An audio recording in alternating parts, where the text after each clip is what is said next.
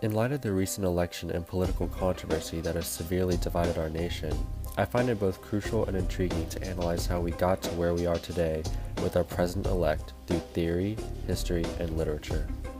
I believe that the strategic combination of propaganda, fear-mongering, and, in specific Western cases, Orientalism, serves as the perfect formula to drive followers to support or even commit heinous acts on a marginalized group of people.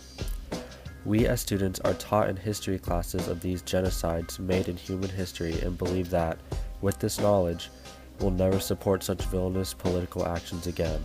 Yet here we are, in the year 2016, seeing millions of Americans support outlandish promises like regulating an entire population based on their religion.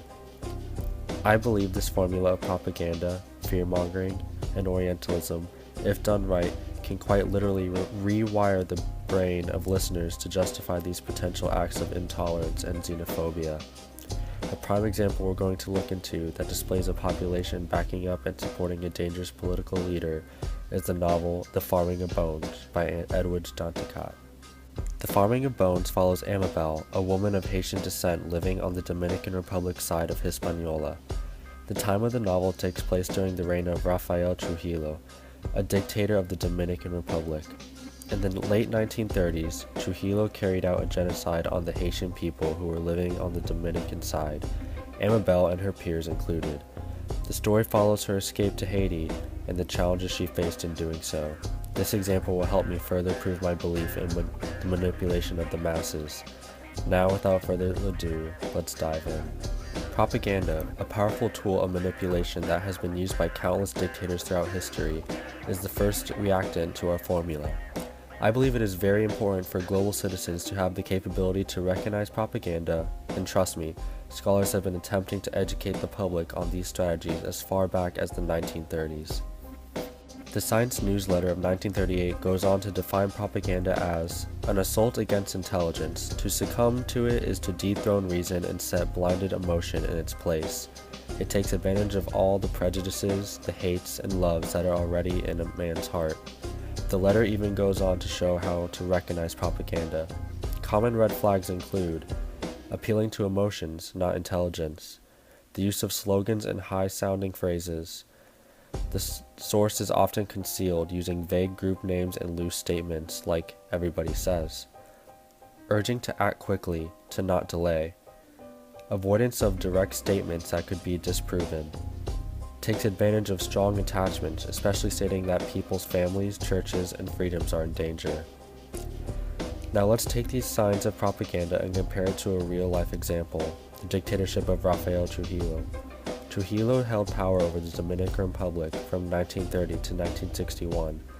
During his reign, Trujillo used appealing techniques to help improve his image by appearing more relatable and intelligent. Trujillo would use techniques of hiring sophisticated public speakers to sell their listeners on what Trujillo had accomplished. He was also a very skilled merengue dancer. Trujillo used this to both relate to the people of the Dominican Republic as well as incorporate propaganda speech in the lyrics to the songs they danced to. Yo tengo mi caballo preparado, mi polaina, mi cuchillo con gran brillo, listo para ir a la manigua a defender el gobierno de Trujillo.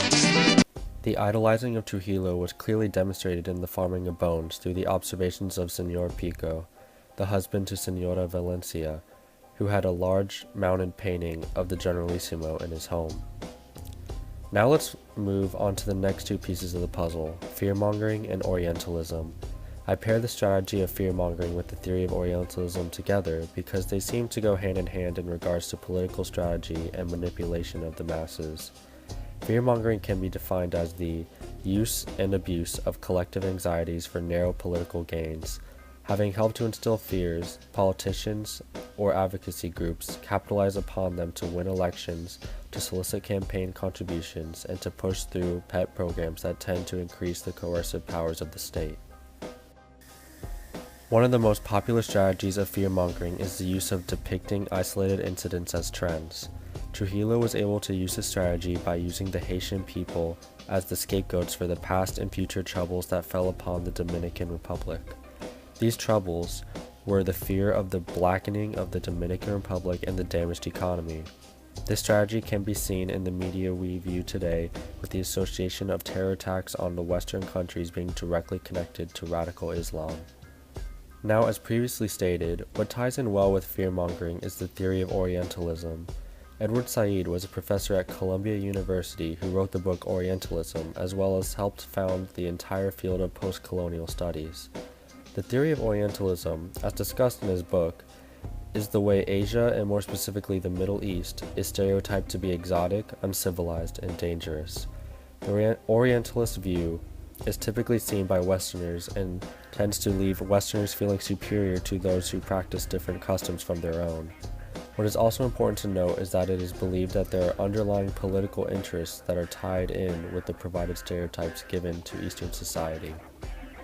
Combining the two entities, fear-mongering and Orientalism, creates the perfect storm for racism, violence, and extreme political action. The proposition made by Donald Trump to engage in surveillance and developing a database to keep track of Muslim Americans is a hauntingly familiar parallel to the history of Nazi Germany. It is easy for one to dismiss and state that people are being dramatic for comparing Donald Trump to Hitler, but again, let history do the talking. The Holocaust Museum itself left a warning for the American people, stating, "The Holocaust did not begin with killings, it began with words." Even going through Donald Trump's Twitter shows direct examples of fear-mongering, with the use of terror attacks that had occurred during the election season as his political gain in the election, and pointing to his past warnings of the dangers of the Muslim people and their radical ideals. After the shooting that had occurred at Pulse nightclub in Orlando, Trump immediately jumped on the opportunity and stated, "Appreciate the congrats for being right on radical Islamic terrorism. I don't want congrats, I want toughness and vigilance. We must be smart." Let's jump back to the farming of bones. Now, even though Orientalism tends to specifically apply to Asia and Eastern Asia, the same ideals of fear-mongering instilled by Trujillo, as well as an overall display of Dominican superiority over Haitians, led to the same outcomes as any other genocide. There were multiple scenes of the violent attacks made by ordinary Dominican citizens on Annabelle and her group trying to escape the Dominican side of the island.